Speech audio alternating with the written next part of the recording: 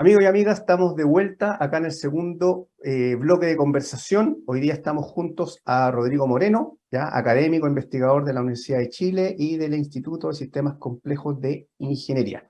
Estábamos conversando del tremendo temazo respecto a cómo remunerar y la tarificación del actual sistema de transmisión, ¿ya? Por valorización nuevo reemplazo, ¿ya? Rodrigo nos contaba un poco las distorsiones que aparentemente tenía con la actual forma de planificar la transmisión. Rodrigo, yo te decía en la pausa, esto se parece mucho más que a la tarificación de distribución, se parece más a la autopista urbana, digamos, ¿o no? A tarificación. Claro, o sea, tiene elementos de similitud sin duda, ¿ah? Porque, como te comentaba anteriormente, se licita un diseño, ¿ah? Lo que se licita es un diseño, y el diseño lo determina una autoridad. Entonces, en ese sentido, claro, se parece más a otro tipo de obra. En la distribución eléctrica, claro, no es así. En la distribución eléctrica es la empresa la que tiene el control del diseño de la red. Y eso es fundamentalmente distinto a lo que ocurre en transmisión. Entonces, por ahí es donde un poco parte nuestra observación de que utilizar un mecanismo similar, porque no es igual, pero utilizar un mecanismo similar, que es el BNR, al de la empresa modelo de distribución, para transmisión, que tiene una característica tan esencialmente distinta, ¿no? Hay evidentemente un problema ahí de coherencia, como te comentaba anteriormente, entre las prácticas de diseño y planificación y cómo se remuneran estos activos. Rodrigo, llegando un poco a ese punto, me salen como hartas analogías y consultas al respecto. Bueno, tú hablaste de la tarificación como en la distribución y ahí tenemos el tema del VAT, que ha sido un tremendo problema. También es distinto, lo sé, a lo que tú estás proponiendo en transmisión, pero es un temazo. Y por otro lado también el requerimiento que se hizo este año de que todo lo que es la expansión en distribución sea entregado como input también para la planificación de la transmisión. Entonces, te dejo como todos esos temas sobre la mesa para que los podamos conversar. Claro, sí, no, hay harto, déjame ver cómo lo tomo. Mira, en el caso de la remuneración o el proceso de planificación de la distribución, al menos el principio es el que ya estaba enunciado. El principio es que como la empresa toma todas sus decisiones en términos de planificación, operación, etcétera, de esas redes, entonces tiene que estar expuesta a ciertos riesgos. ¿Ya? No se le puede pagar básicamente lo que quiera hacer, porque eso nos va a llevar a un fenómeno en donde la empresa hace mucho, y como ellos en el fondo recuperan capital sobre eso, una tasa, ¿no es cierto? Entonces lo único que hacen es tener este efecto que se llama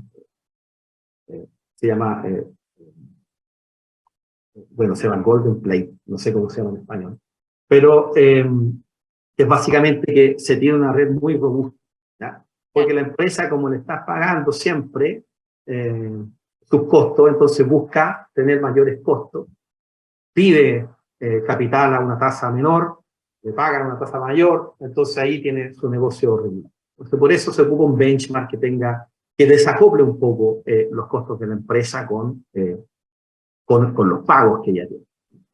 Y eso tiene más sentido en distribución. Ahora, cuando uno va a los detalles, se da cuenta que ese sistema, de todas maneras, tiene problemas, ¿ya? ¿Por qué? Porque uno lo que busca es traspasar riesgos en la medida que la empresa los pueda gestionar de forma eficiente mediante sus decisiones. ¿Por qué uno no le quiere pasar todos los riesgos a la empresa? Porque la contrapartida de la eficiencia es que la empresa eleva el costo de capital. Si enfrenta más riesgo, cualquier inversionista va a reclamar o va a demandar más costo de capital de esas inversiones, natural. Entonces, el regulador tiene que ser súper cauteloso en términos de pasarle riesgo a la empresa, porque tiene que pasarle riesgo en la medida en que eso lleve a la empresa a tomar buenas decisiones, por un lado, y por otro lado, no eleve mucho el costo de capital que reclaman esos inversionistas, ¿ya? Y nosotros creemos que ahí está absolutamente pasado de la raya.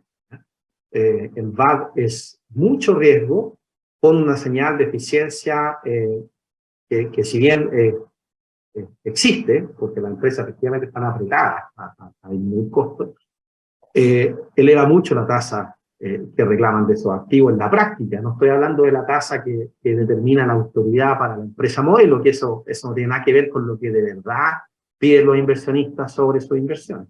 Entonces, ahí creemos que existe un desajuste y se puede llegar a un óptimo tarifario en donde le pasemos un nivel de riesgo justo, entre comillas, a la empresa para que ella tome decisiones eficientes, pero sin elevar tanto el costo de capital, ¿ya? Y esto es crucial porque muchas de las obras necesarias, creo yo, se podrían realizar a la misma tarifa si es que le aseguramos ciertos ingresos a la empresa, es decir, le bajamos riesgo, le aseguramos ciertos ingresos. Entonces, hay una disminución de riesgo, una disminución de la tasa, y ahí queda margen para decir, mira, con este mismo dinero, en lugar que se vaya a tasa, se puede ir a obra. Por eso, yo estaba un poco en contra hace un tiempo atrás de que se le bajara la tasa a las empresas como se hizo, que fue disminuyendo la tarifa. Lo que yo planteaba, o en esa época, lo que había un grupo de académicos que planteamos, era tratar de mantener la tarifa, pero asegurándonos que esos activos, que ese dinero se fuera activo de la empresa, y no rentabilidad. Y la forma de hacer eso es asegurándole a la empresa un cierto nivel de pago. Y eso va a dar un poquitito de espacio, de margen, para tener recursos que lleven, por ejemplo, a aumentar la calidad de suministro. Así que en el VAR también hay ciertos bemoles, a pesar que se justifica un poquitito mejor la tarificación, pero cuando uno ve la práctica, uno se da cuenta que, claro, el ejercicio de empresa modelo es bien deficiente. Y es un poco el responsable también, muchos expertos del sector opinan que no es así, pero de todas maneras yo creo que tengo suficiente evidencia como para afirmarlo. Yo creo que el esquema de remuneración también justifica un poco la calidad de suministro que es pobre en el país. Muchos dicen, no, es que hay estándares de seguridad, que no tiene nada que ver con remuneración, pero evidentemente un alza en calidad requiere de mejoras en la red y eso requiere de fondos para financiar esa alza en calidad. Por lo tanto, tiene todo que ver con remuneración también. Sí, entonces, ahí creemos de acuerdo. Sí, ahí creemos que hay varias mejoras que se pueden hacer en el esquema de empresa modelo. Y ahora, si ustedes consideran lo que está ocurriendo con la electrificación de los consumos, la electromovilidad, etcétera, ya ahí ya hay que hacerle cirugía mayor, porque todo ese mundo se ignora absolutamente cuando uno hace estos ejercicios tarifarios. Y obviamente el volumen de cosas que están ocurriendo en torno a la descarbonización, electrificación de los consumos, etcétera, transición energética en general, eso es algo que no puede ser ignorado más desde el punto de vista de la tarificación. Por lo tanto, hay que moverse rápidamente en hacer una modernización de los esquemas de remuneración de red y tarificación. En ese sentido, Rodrigo, la solución para ti sería la reforma a la distribución en total. Claro, sí, absolutamente. Yeah. Sí, pues, o sea, yo entiendo que ese es uno de los grandes desafíos que tiene el Estado. ¿Y por qué digo Estado y no gobierno? Porque esto se arrastra del segundo gobierno de Bachelet, ¿no es cierto?, que lo planteó, se trabajaron 2 años, después el gobierno Piñera, y bueno, y Claudio Huepe, el exministro, antes de partir, precisamente planteó la reforma de la distribución como una de las necesidades. Entonces, uno se da cuenta que esto es una cuestión de Estado, y el sector está bien. Existe un consenso en el sector de que esto es un dolor grande, o sea, es uno de los grandes dolores que tiene el sistema eléctrico, es toda su regulación y prácticas de planificación, operación, etcétera, en la distribución. Entonces eso requiere una modernización que yo estimo urgente. Rodrigo, y ahí una pregunta respecto a distribución. Disculpa, uno es también, el sesgo también, uno viene de la distribución. Si bien no estábamos en la transmisión, pero aprovechando la pregunta de Katy, sí, claro. Oye, ¿es un problema más del modelo utilizado o es un poco más, porque los modelos son imperfectos y nada es perfecto, digamos, ¿cierto? Tratan de modelar la realidad, digamos, o tiene que ver un poco con la implementación del modelo y los ajustes que hay que hacerle, en este caso, al modelo actual de distribución. Cuando dices modelo, ¿te refieres al modelo matemático o No, al me modelo refiero, de por ejemplo, al remuneración? modelo tarifario utilizado hoy día de valorización del VAT y utilizando también empresas de referencia, también usar la valorización del BNR, digamos, detrás de eso hay un modelo tarifario de regulación, ¿cierto? Que es el que actualmente se utiliza en distribución, ya.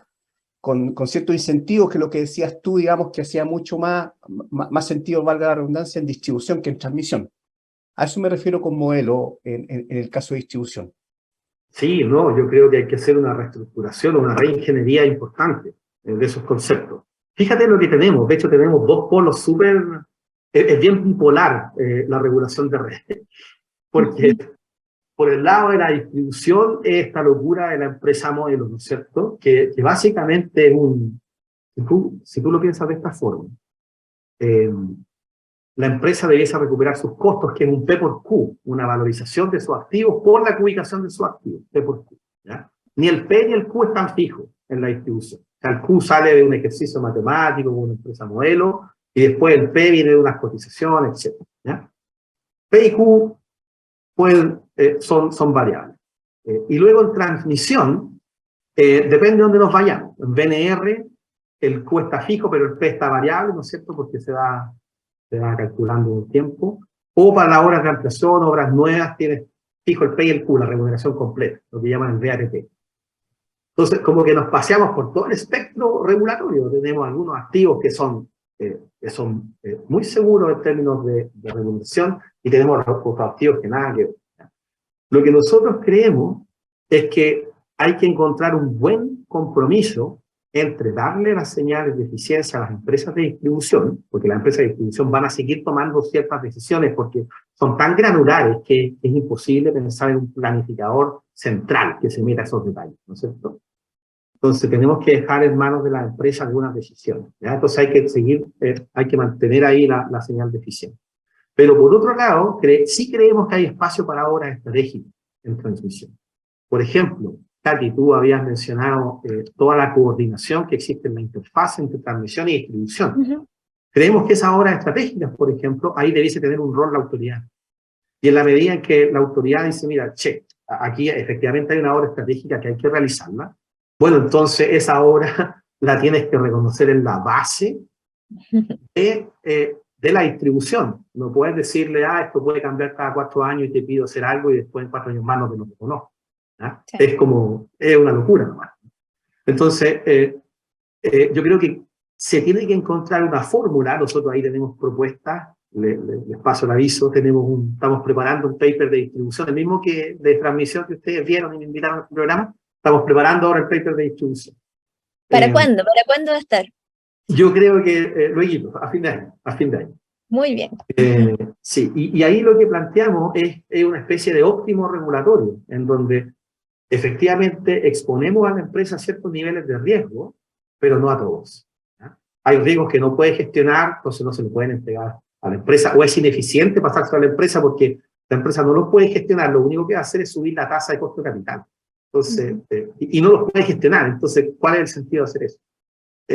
Y por otro lado, creemos que la autoridad tiene que tener un rol más importante que el que ha tenido históricamente en la distribución. No es solamente calcular un número cada 4 años que va, sino que tiene que meterse un poco a entender tanto la función de costos de la distribución, precisamente para hacer una remuneración más ajustada, y también en decisiones estratégicas. La distribución tiene ciertas decisiones que son estratégicas en términos de calidad de suministro, en términos, bueno, resiliencia, que está muy, muy de la mano, descarbonización, coordinación, transmisión, distribución, etcétera. Creemos que esas obras debiesen tener un grado de involucramiento de la autoridad.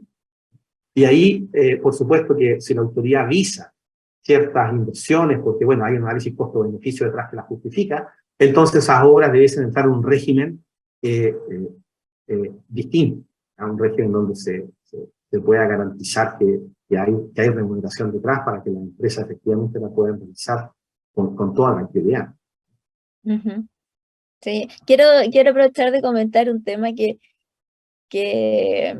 a mí por lo menos me llama mucho la atención, y es que en sectores aislados donde no hay buena calidad de servicio, se siguen instalando generadores diésel como respaldo. Hasta el día de hoy se sigue con eso, y estamos todos descarbonizando, bueno, no descarbonizando, dejando sin combustibles fósiles la matriz energética, pero sin embargo en distribución para la calidad del servicio, los PMGD diésel siguen apareciendo. Entonces siento que ahí hay un punto que no ha sido tratado y que es sumamente relevante. Exactamente. Es que la calidad de suministro tiene en términos regulatorios, se le reconoce muy poco valor. A pesar de que desde el punto de vista social, la calidad de suministro tiene un alto valor. O sea, la calidad de suministro es, digamos, una de las cosas que nos duele directamente o que uno privilegia directamente desde la red eléctrica, ¿no? Y yo creo que ese reconocimiento es importante. O sea, la red eléctrica no es solo conectar consumos a un sistema principal, al sistema de transmisión. Entrega otros servicios también. Y esos servicios debiesen ser reconocidos tanto en estándares como en remuneración, ¿no? O sea, si hay una empresa que entrega mejor servicio, bueno, esa empresa a lo mejor debiese tener una mejor remuneración, ¿no? Hay un esquema muy entretenido que a mí me gusta mucho, que no es empresa modelo, es competencia entre empresas reales. Ajá. Y, por ejemplo, en otras jurisdicciones se comparan las empresas, se comparan. Entonces hay indicadores de comparación y uno hace rankings y se da cuenta que una empresa lo hace mejor en ciertos componentes, por ejemplo, innovación, otra empresa lo hace mejor en calidad de suministro, etcétera, y en función de eso reciben un premio, bueno, o un castigo, ¿no? Pero ahí hay una competencia directa, no esta competencia virtual con la empresa modelo. La competencia directa es súper importante porque de partida es más realista, ¿no? No estás comparando peras con melones, sino que estás comparando peras con peras, ¿no? Y lo otro que es importante es que crea una competencia real, o sea, las empresas se empiezan a comparar entre ellas. Yo recuerdo en estas jurisdicciones haber participado en algunos proyectos y efectivamente ellas compiten. Ellos dicen, oye, aquí ellos hicieron esto, nosotros lo vamos a hacer mejor y vamos a estar más arriba del ranking y nos vamos a quedar con esos fondos extras que han regulado por esto, ¿no? Entonces, tú te das cuenta que existe, a pesar que son monopolios, ¿no es cierto?, que tienen una característica bien distinta a la de un mercado competitivo, existen formas ingeniosas en la regulación para crear una suerte de competencia. Y yo creo que hemos sido poco creativos en la regulación para explotar esas regulaciones más avanzadas. Sí, totalmente de acuerdo. Y ahí entramos, por ejemplo, al reconocimiento de las obras por norma técnica, por ejemplo, dentro de la valorización. Y ahí tenemos un montón de temas más, pero tenemos que ir cerrando, se nos pasó el tiempo. Así que, Alexis, si quieres comentar algo más. No, agradecer a Rodrigo, efectivamente da para más, queda pendiente el ranking de calidad que hace la SEC por tantos años, que en realidad algunos dicen que no sirve para nada, digamos. Y claro, efectivamente uno podría agregarle más innovación ahí y utilizarlo para efectos tarifarios, por ejemplo, como los que plantea Rodrigo. Oye, no, agradecerte, Rodrigo, este tema de la resiliencia en las redes, el tema tarifario, de la distribución, de la transmisión, es interesante. Y queremos dejarte también invitado, ojalá, para poder conversar del paper este que están preparando en distribución para un siguiente programa. Sí. Perfecto, somos los mismos autores, así que estaríamos felices de venir. Excelente. Oye, muchas gracias, Rodrigo. Súper amplia la conversación, poder pasar por un abanico de temas se agradece mucho, así que felices de haber contado contigo. No, a ustedes, muchas gracias por la invitación. Muchas gracias. Gracias, Rodrigo, y vamos a la última pausa y estamos de vuelta. Historias desde los protagonistas en divoxradio.com.